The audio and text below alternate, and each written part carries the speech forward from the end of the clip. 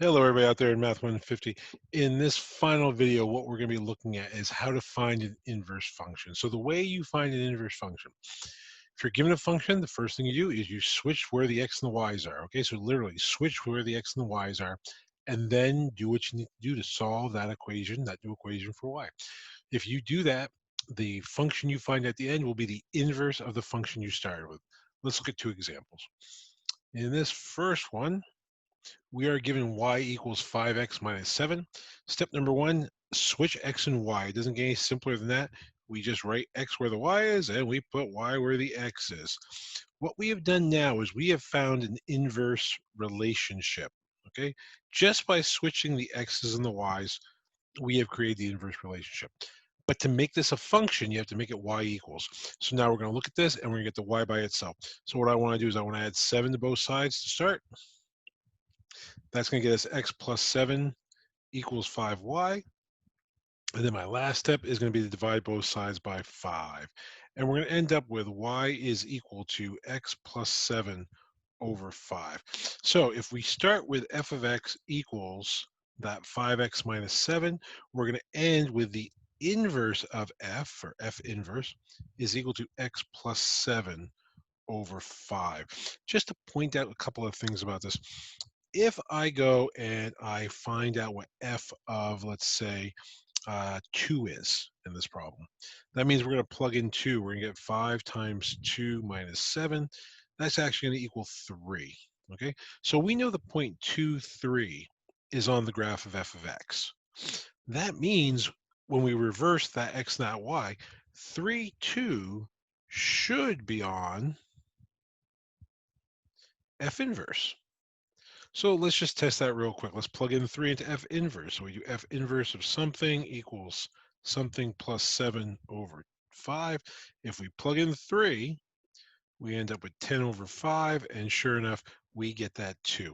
Now that doesn't prove anything because that's just, I mean, I got really lucky and picked that one point, but it does give us an intuition that, hey, these are inverse functions, and it will work. It will work for whatever point you pick. Any point on f of x, the switched x and y point will be on f inverse, okay? So the idea again, switch the x and the y and then solve for that new y value. Let's look at one more. Let's look at this one. In this particular example, we've got y equals 2x minus 3 over x plus 4. Again, a little bit more algebra involved in this one.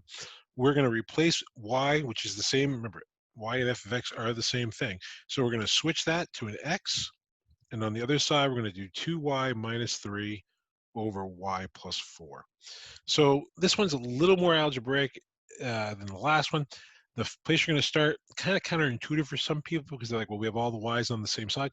We're actually going to clear the fraction. We're going to get rid of that y plus 4 in the denominator. We're trying to isolate y, and it's next to impossible to isolate y if you've got a y in the numerator and the denominator. So I want all the y's in the numerator. So the first step is going to be to multiply by y plus 4.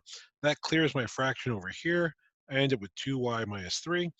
On the other side, I'll distribute this x, and that will give me xy plus 4x.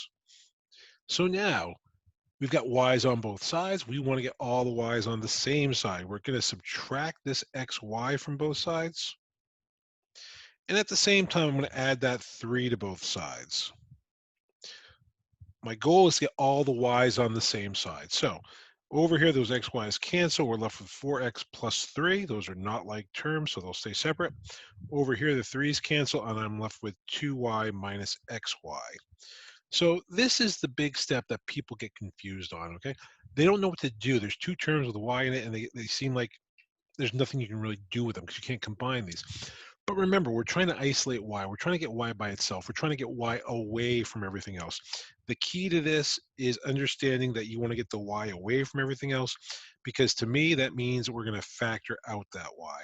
And when we do, y becomes the common factor. It gets pulled outside the parentheses, and we're left with 2 minus x. From here, the next step is to divide by that 2 minus x. And what you're going to find out is that y is now going to be equal to 4x plus 3 over 2 minus x. So once you get to this point, you can call this f inverse now.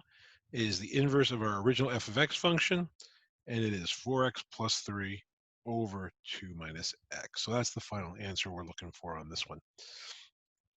The only thing I want to say to you guys now to wrap up this section goes to when you're talking about the graphs of inverse functions, okay? And it goes back to the idea of x's and y's switch places. So if you think about a graph and you think about how that looks, let's say I've got a graph that looks, let's just say it looks something like this guy right here, okay?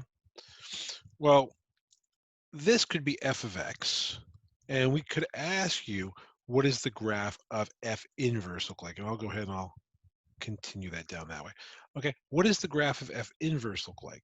Well, to understand f inverse, what we're going to do is we're going to go back and remember how inverse function means x and y switch places. So let me just redraw that. Knowing that x and y's are going to switch places gives us a huge hint as to what this inverse should look like. So this line I'm about to draw right here, this is the line y equals x. Okay, it's that 45-degree line that goes right through the origin. What that does is it tells us how to reflect our graph because x and y's are going to switch places. So for instance, this point right here, that's 0, 0. When you switch the x and the y, you get to keep 0, 0. Nothing really going to happen on that one. But all these other values, they're going to switch over. So let's just say, I'm just making up this fact. Let's say this point right here is the point 3, 2. Okay, 3, 2. Well, that means the inverse of this graph is going to have the point 2, 3. That point is going to be the mirror image of this point across that y equals x axis. So if you think about this y equals x line right here as being a mirror, okay, that's what I like to think of it as being a mirror. I'm going to draw that again so it wasn't so thick.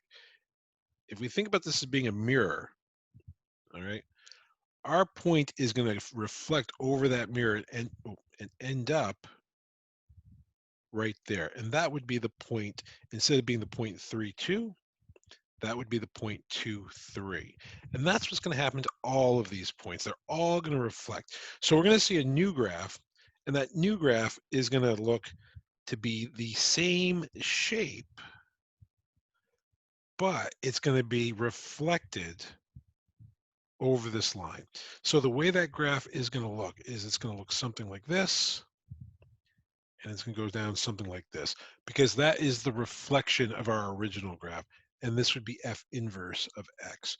So if you're ever asked to graph an inverse function, but you know the original function, you don't have to go through all the steps of graphing it. You just have to draw this mirror line on y equals x and reflect it over. Hope that makes a lot of sense. If you have any questions, be sure to reach out. Happy to help you guys get through this.